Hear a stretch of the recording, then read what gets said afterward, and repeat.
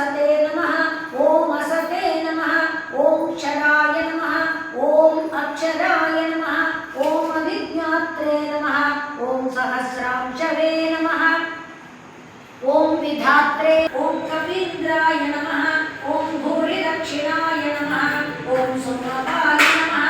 ॐ अमृतपाय नमः ॐ पतये नमः ॐ जीवाय नमः ॐ मुकुन्दाय नमः ॐ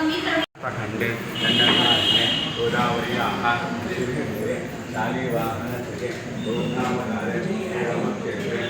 वर्तमाने नवहरे कान्तिमानेन प्रज्ञानप्रभवादि षष्ठी संवत्सराणां मध्ये श्रीमते श्रीपराभवनामस्य दक्षिणायने वर्षतु श्रावणमासे शुक्लपक्षे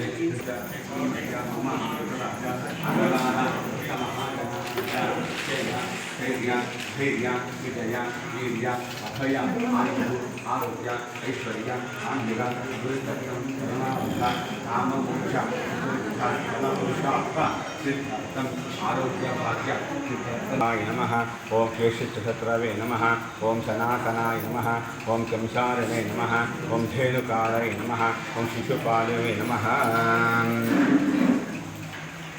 ओं प्रभवे नमः ओं यशोदानंदनाय नमः ओं शौर्ये नमः ओं पुंडरीकाक्षणाय नमः ओं दामोदराय नमः ओं जगन्नाथाय नमः जगत्परते नमः ओं जगत्प्रियाय नमः नारायणाय नमः ओं बलिध्वंसने नमः वामनाय नमः ओं अदितिनंदनाय नमः विष्णवे नमः यदुकुलश्रेष्ठाय नमः वासुदेवाय नमः वसुप्रदाय नमः ओं अनंताय नमः कैटभारवे नमः वल्लाजिते नमः नरकांताय नमः ओं अच्युताय नमः श्रीधराय नमः श्रीमते नमः पुरुषोत्तमाय नमः गोविंदाय नमः ओं गोविंदाय नमः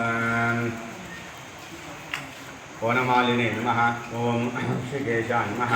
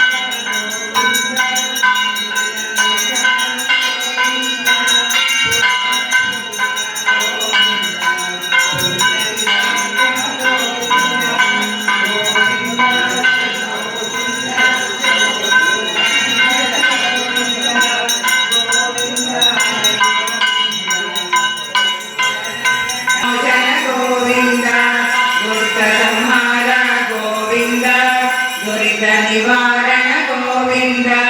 शिष्ट